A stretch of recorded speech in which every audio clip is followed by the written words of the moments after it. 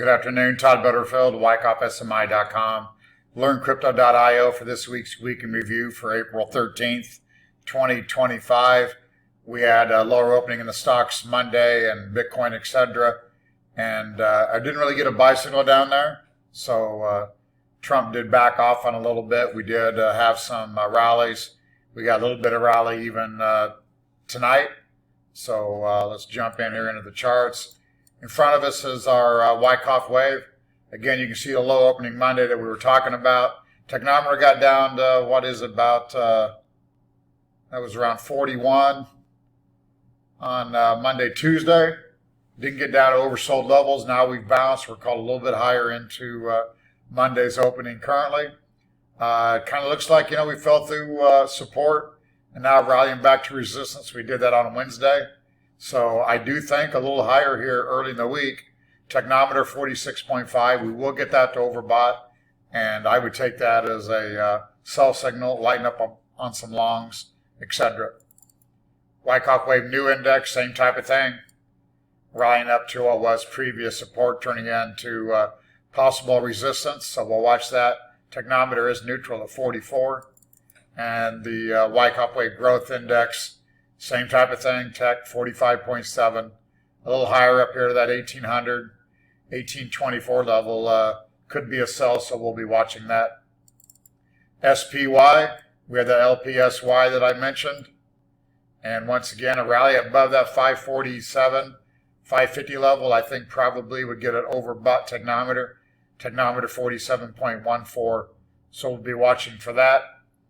I mentioned last week I thought emerging markets could be bottoming and would help Bitcoin.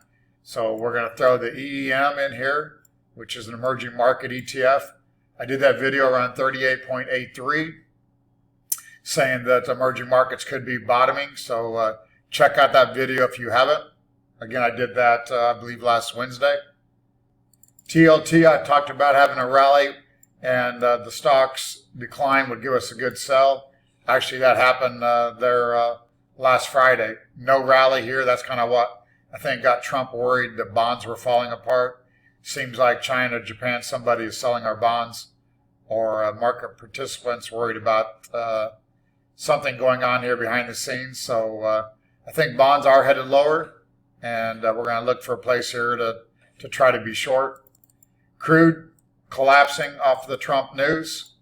Bouncing a little bit here. Again, it looks like we still have lower to go. XLE bouncing. Again, we sold out ages ago up there, 93 and change. Sitting on the sidelines looking for some type of buy. Gold, I talked about, probably had already topped, but we had a strong rally to end the week. I think that's a little bit of a blow off top. Could be a buying climax, so I still think precious metals being long here is a little high risk, and I recommend taking profits and standing on the sideline. So I still think that's the case. Dollar, I talked about, I covered my shorts. I thought maybe we'd have some sideways before lower. The sideways was only about 4 days, and then we went to new lows here for this move. I was showing something down there around 97, so we're getting a lot of volume here. So probably going to make a low in the dollar sometime soon here. And I presume that's going to be a solid bounce, but still not a major low. Bitcoin last week around 77,400, I believe. I talked about, again, the emerging markets could be making a low, which will give us a low in Bitcoin.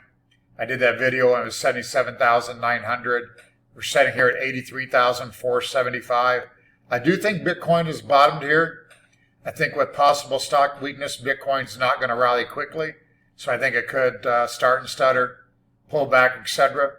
So I think you want to be long here some on Bitcoin and some of these alts, but I don't think it's straight up. I think you want to buy any dips that the stock market gives you. That's all for now. Have a great week trading.